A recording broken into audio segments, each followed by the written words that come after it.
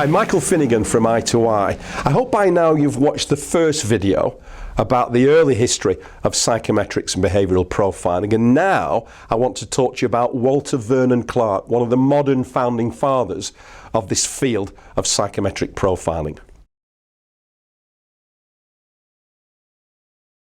Walter Clarke went to Columbia University as an engineering student, but through a friend attended a psychology lecture. He was fascinated by the content and went on himself then to change his degree to study mainstream psychology and to look at specifically the works of the first two behavioural theorists, William Moulton Marston and Prescott Leckey. Prescott Leckey wrote a book called Self-Consistency Theory, and William Moulton Marston a book called The Emotions of Normal People. These were tremendous influences on the young Walter Clarke. Clarke is now recognised as the first person ever to be able to put down a series of adjectives that detailed the differences between the way individuals behaved. Clarke had an extensive career in this field and now has developed this fantastic program called the Activity Vector Analysis. Remember when we talked earlier in the first video about Sir Francis Galton and his Big Five and how that forms the basis of so many of the profiles that you'll see around the world today? Walter Vernon Clarke, from his research, came up with the Big Four initially, as many of them have done. And he talks about assertiveness, sociability, calmness and conformity. Now, what we love about the Clarke system is that in addition to those four basic parameters, he talks about three additional indicators of behaviour which are fundamental to a detailed analysis of an individual.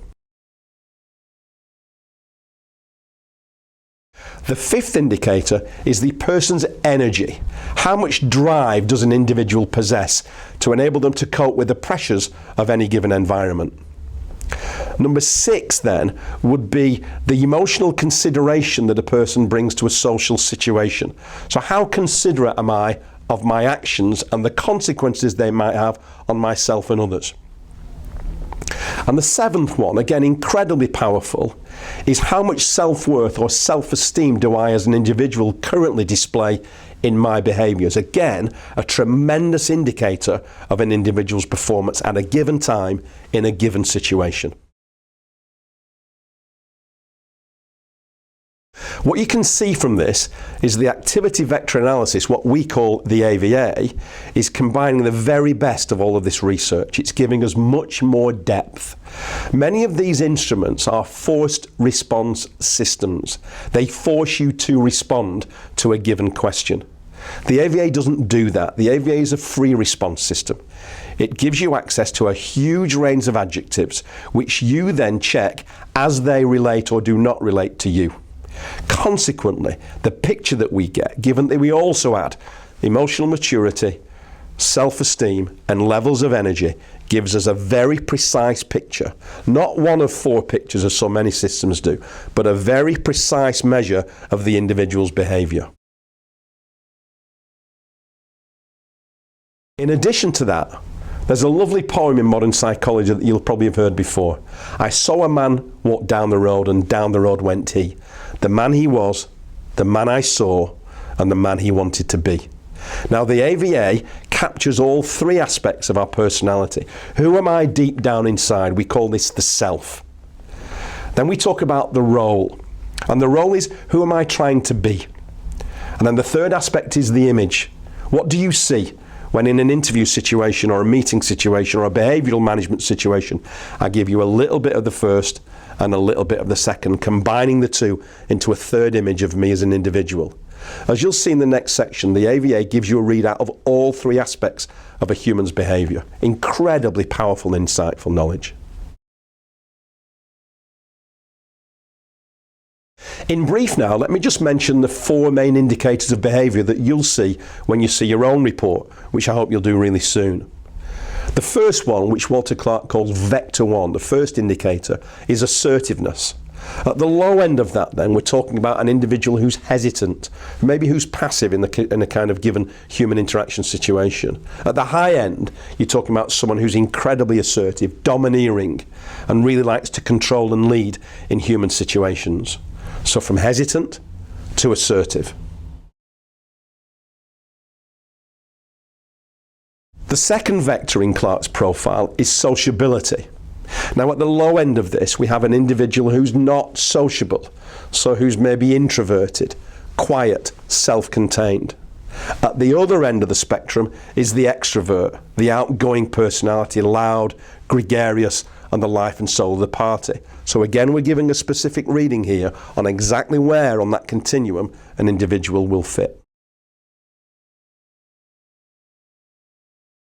The third indicator of behaviour on Clarke's profile is calmness. At the low end, we have an individual who displays no calmness. They're intense, they're hyperactive, they're always on the go. They seem to be working on 1,000 things at once, full of energy. On the high end of calmness, we see steadiness, we see calmness, we see genuine niceness in an individual. So again, we'll give you a readout of where do you fit along this line of behaviour. The fourth indicator of behaviour on the AVA, on Clarke's profile, is conformity. So again, let's go from low to high. At the low end of conformity, we have a non-conforming individual, a maverick, someone who wants to be different and doesn't like to be shackled and governed by lots of rules. They need freedom. At the high end, we have the opposite, a person who loves to actually abide by the rules and play by the rules. They like structure and discipline. Their quality and attention to detail is excellent. So again, it's interesting to find out where do we sit on this line of behaviour. Remember that in addition to these four factors, there's the fifth one, which is this emotional consideration, the sixth one, which is self-esteem, self-worth, and the seventh one, which is how much energy and drive an individual has at any one time. So what you're going to see when you look at your report in the next section is an incredibly detailed picture of you as an individual. And it truly is unique. I think very few reports available in the world can actually say we have a unique profile. I've been studying these since 1992. I have never seen the same profile twice. What you will gain from this report is an incredible insight into you as an individual and how you can maximise your strengths and become the best version of you that you can possibly be.